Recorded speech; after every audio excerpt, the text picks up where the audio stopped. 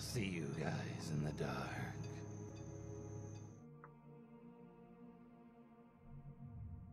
It was the night of prom, and me and about 5 other girls had left the venue and were driving around aimlessly, hoping to catch a party to go to. Every place we went to ended up being a bust or getting busted by cops, so we were heading to go hang out with some friends around 2 to 3 a.m. It's important to note that none of us were inebriated in any manner, so by this time of the night, the roads were almost completely empty, and it's incredibly dark as the car had broken high beams. The driver, Key, made a turn down a road, and seeing as it was incredibly dark, briefly drove in the wrong lane. It only lasted about 5 seconds or so, and absolutely no one was on the street, so she just calmly corrected herself. Right as she makes it to the correct lane, the car about 50 to 100 feet behind us turns on his lights and lays on the horn. It seemed like this guy appeared out of nowhere, and I found it incredibly strange he didn't have his highlights on as it was a new moon and almost completely dark. So she waves her hand out the window and says sorry, but the guy was just not having it. He immediately sped up, riding our tail and honking almost constantly, to the point where we were going around 60 in a 30 zone. He was in a huge black truck waving a Confederate flag out the back, and we were in a tiny green Kia, so we were understandably terrified. He ended up actually ramming our bumper a few times, although not enough to dent the car or move it, thankfully. We're debating what to do, whether we should call the cops or not, when Key takes a few sharp turns and ends up losing the guy to stop in a parking lot.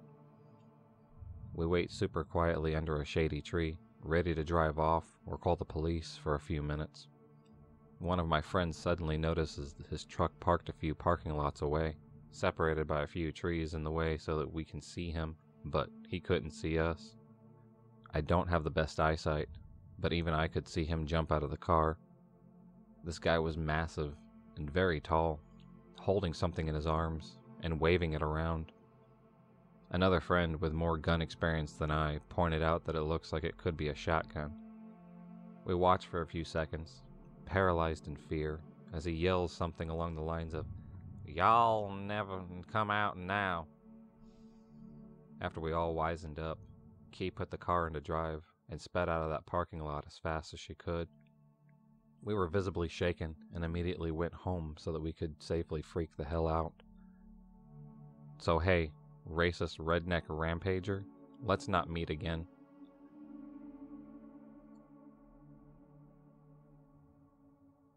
Over this Christmas break, I had a pretty disturbing story that I have yet to tell my parents because of the possible danger that would have ensued. As I moved from East Texas back to Dallas, I had my adopted brother with me to tag along and keep me company during the drive. I attended SFA, and if you know anything about the Deep South, and especially East Texas, a lot of creepy stuff goes down there. Anyways, we were driving pretty late. My parents bounced before the dinner time to head home with most of my belongings, and I told them that me and my little brother would eat dinner first and then head that way. Soon after, I needed gas, so I stopped into some rinky-dink gas station spot to fill up with gas. I've always been high on alert at night, and I let my brother know that no matter what anybody says, do not answer nor let them in my car. So I start going inside to stock up on snacks and stuff to get us through the next 3 hours. I realize this gas station is closed, yet I wondered why the lights inside would still be on. Right as I turn around, I notice a guy across the street looking at my car, and thought to myself that it's really weird seeing this guy come out of nowhere. The hair on my neck stands up, and I feel like there's something fishy going on. It was like he walked right out of the woods, and unbeknownst to me at the time, this was a trap to lure victims in. As I head back to my car, with my eyes never leaving the man across the street, I tell my brother to slowly open the glove box and retrieve my .45 Ruger from its holster and give it to me to remain calm. Thankfully, my family's knowledge of gun safety had helped us avoid some very dangerous situations. As the man crosses and approaches the car, I get a better look at him. He's a 40-year-old, scruffy, redneck guy with a dirty wife beater under a cheap black zip-down hoodie. He had scars and scratch marks on his face with yellow teeth, and I'm thinking to myself, oh hell no. Usually this profile is like that of a meth head or a user, and I know how dangerous those people can be. This man comes up to us and tries to start an awkward conversation. Howdy there. Is that old gas station there closed? I say yes, but the lights are still on for some reason. He then tells me that he works there and can help me inside. I look and notice there is not one person that works there, and I told him no thank you. But I can fill her up for you. Come on and bring your little brother inside with you. As he begins to scratch his body, and I am now about to nope the hell out of there. I sit there in silence as this man doesn't even look at me, but in silently observing my little brother when all of a sudden, I see two shadows appear behind him. There were two older men behind the big trash cans, and then all of a sudden, he blurted out, "How much for the black boy?" I'm taken back from what he just asked me, and I ask him what does he mean, and this is what really scared me. He begins smiling with his jack-o'-lantern teeth in such an insidious and evil way. He never even replied. Never had I been so angered from the remarks this man made to me.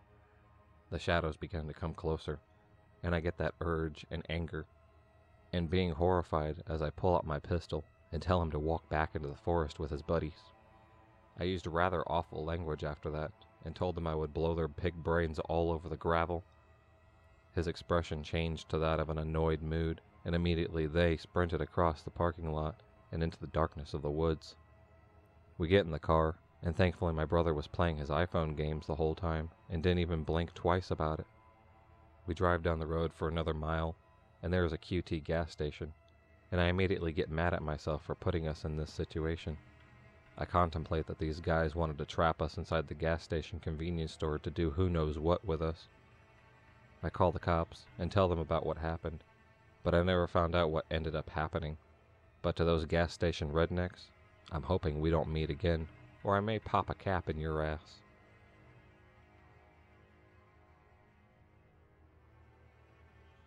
Most of my extended family live in Virginia, spread out all over the place, deep in the literal middle of nowhere.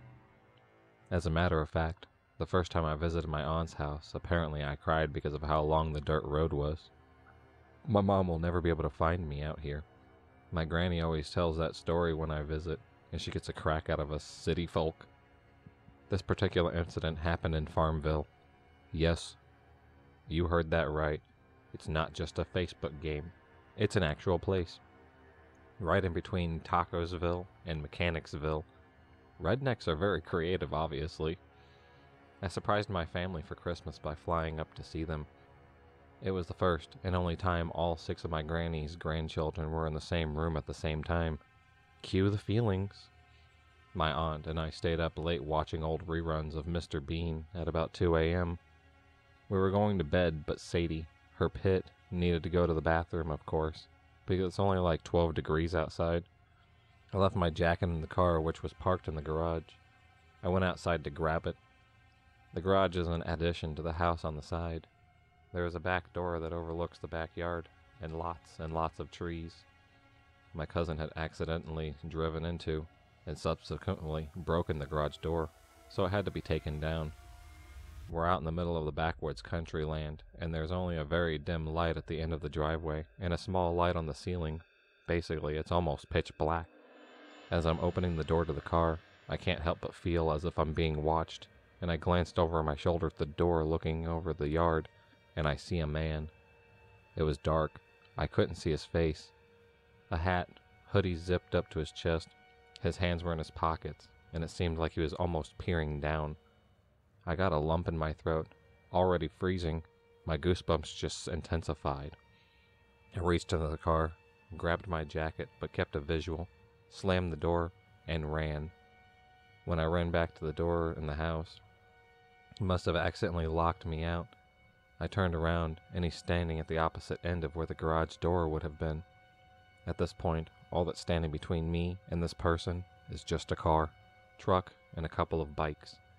I start screaming bloody murder. At first, my voice wouldn't work. It was clogged up by the lump that welled up in my throat when I saw him. I banged and banged on the door. I hit the door so hard I accidentally ended up busting the door in. My aunt freaked out, and she was still sitting in the living room and had only truly heard me when I broke the door. Sadie started to growl, and her hair stood up. My aunt woke up my boyfriend, and he ran outside in his boxers with a baseball bat. He did a couple circles around the house, cursing to high heavens. The hooded man was now nowhere to be found. Still to this day, I get anxious visiting my family. There's lots of woods and nothingness for someone to get lost in. So, wrong turn two, guy. Let's not meet ever again.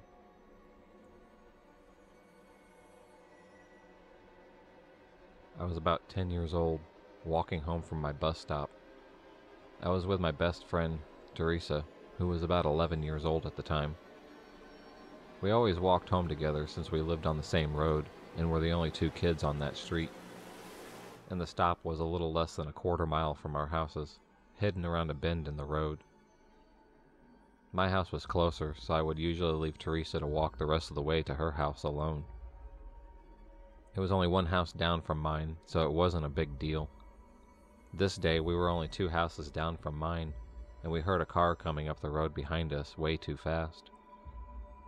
We quickly moved into the grass, as our road had no sidewalks, to avoid the reckless driver. However, as soon as the car got up to where we were, it stopped. I looked over to see a large white windowless van and a large white man in the driver's seat. He was now just idling forward, as slowly as he could, staring at us with hungry expressions. He was grinning, licking his lips a few times, and kept nodding to himself. Just imagine to yourself, a fat redneck trucker-looking guy nodding to himself, saying things like, yeah, and slurping his lips, and you have a mental image of this guy. We kept walking, but I kept watching him, thinking it was weird, but whatever. As soon as his van had moved past where we could stare at him, he slammed the gas and tore off to the end of the street. Just as Teresa and I started talking about how weird that was, we saw him stop at the end of our small street, turn around, and come speeding back towards us. We kept walking since we were almost to my house, but we were very nervous. He again stopped when he got to us, and slowly crawled by, looking at us the way a dog would look at a steak. We were really afraid at this point, and walked faster, hoping this guy wasn't about to jump out and grab us. We made it to the edge of my yard, but I gave my friend a look to tell her to keep walking. I didn't want him to see what yard we went to.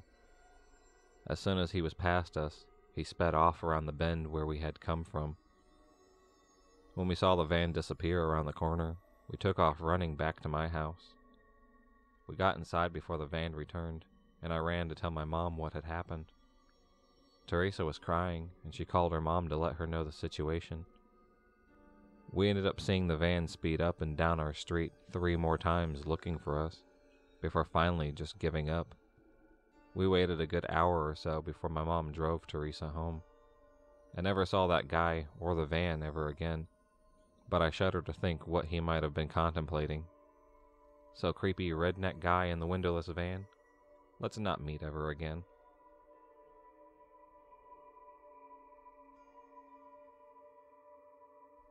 Back in my late teenage years, my friends and I enjoyed messing around with people a bit too much. Since we were fearless teenagers, we decided to use one of our ghillie suits for ding-dong ditching. The way that ghillie suits ding-dong ditching works is someone wearing a ghillie suit would knock on a door and try to hide in plain sight by hiding near plants and such. And if you don't know what a ghillie suit is, it's just a suit that looks like a bush. Anyways, on to my story. The night started well, as we had done a few houses without any notable incidents. It was finally my turn to wear the ghillie suit, and I chose a seemingly harmless and easy-looking house. So my friends got into position to watch behind a fairly large hidden rock, and I hid in a large garden right in front of the house. And the house looked fancy, so I assumed the people that lived there were passably old people. So I knocked on the door, and got in my hiding spot, and waited for someone to answer the door. After about a minute, I heard the door open, and someone started walking around looking for whoever knocked on their door. Now this made me nervous, but I wasn't necessarily scared yet, until my dumbass friend peeked his head out too far, and the guy saw him. He yelled for his buddies to get the gun, and started running towards my friends and shooting in their direction. Now at this point, I'm almost shitting myself because this guy was fucking insane, and I couldn't just stand up because he'd probably think I was some robber or something.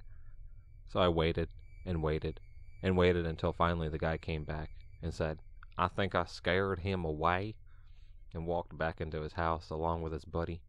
I waited 10 seconds, then ran like hell all the way back to the corner, took off the ghillie suit, and called for my friends. Thankfully they were all fine, but crazed redneck that almost shot my ass. Let's not meet again. This happened about 6 years ago. I was about 12, and my brother was 26 at the time. My brother had been serving in the U.S. Army for several years when this happened, and was deploying to the Middle East on his second deployment, if I remember correctly. Also of note was that he is a Green Beret, and had recently completed the Army Special Qualification courses, and by then he was an active duty SF engineer. Definitely not someone you want to fuck with. Given that we both grew up with a passion for the outdoors, he thought it would be nice to take me on a backpacking trip in the Northeast Alabama before he left for his 9 months of service. The trip had gone smoothly up until the third night when we were camping out. Around 8 p.m. we had our camp set up, eaten dinner, and were sitting by the fire talking about typical boy shit, guns, girls, etc.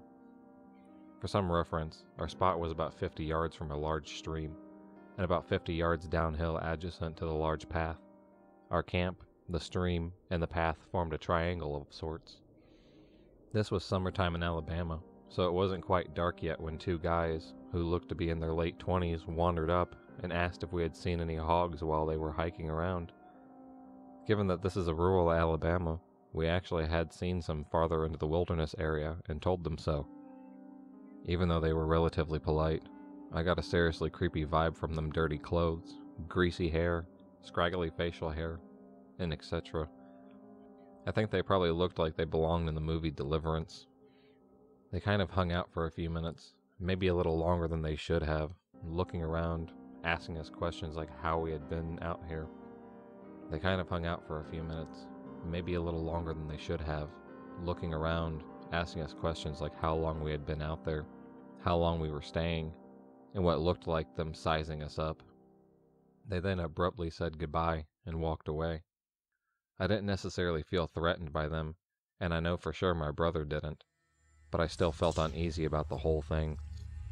Fast forward about 3 or 4 hours, my brother and I had gone to sleep and were nestled in our tent when I woke up to the sound of multiple dogs barking.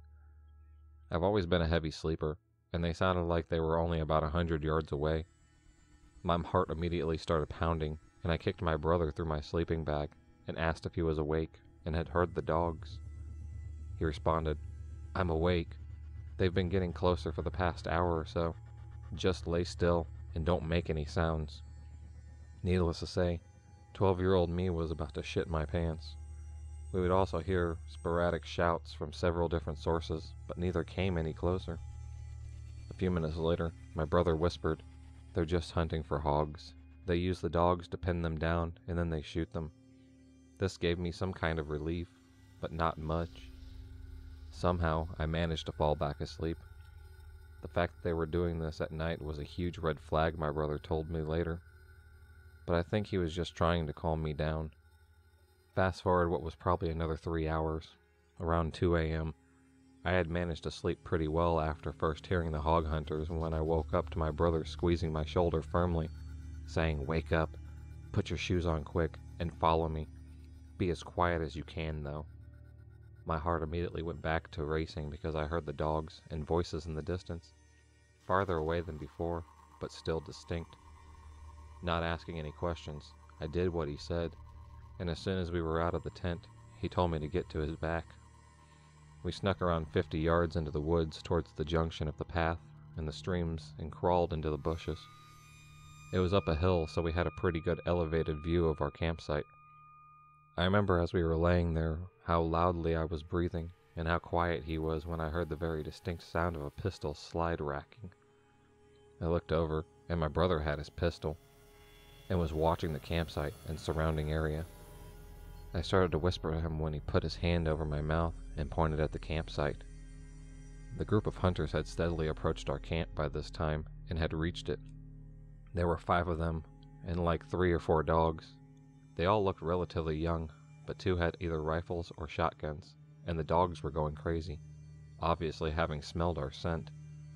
For those of you who are backpackers or campers, nobody who comes up on a random camp in the middle of the night with dogs and guns has had any good intentions. I knew this, and my brother knew this. I was scared shitless. I couldn't make out what they were saying, but my brother later told me they were talking about us, although he hadn't heard anything specifics either. They lingered for about 20 minutes, shining flashlights around and talking to themselves when my brother put my mouth to... They lingered for about 20 minutes, shining flashlights around and talking to themselves when my brother put his mouth to my ear and said, "If they come towards, I want you to turn and run as quickly as you can. Don't stop and don't look back. Stay off the trail and look for the flashlights." I knew I could make it back because he had taught me land navigation pretty well. He then handed me a flashlight and told me not to take the red filter off. He told me later that the red filter helps preserve night vision and cuts down ambient light so it would be harder for someone to come from a distance.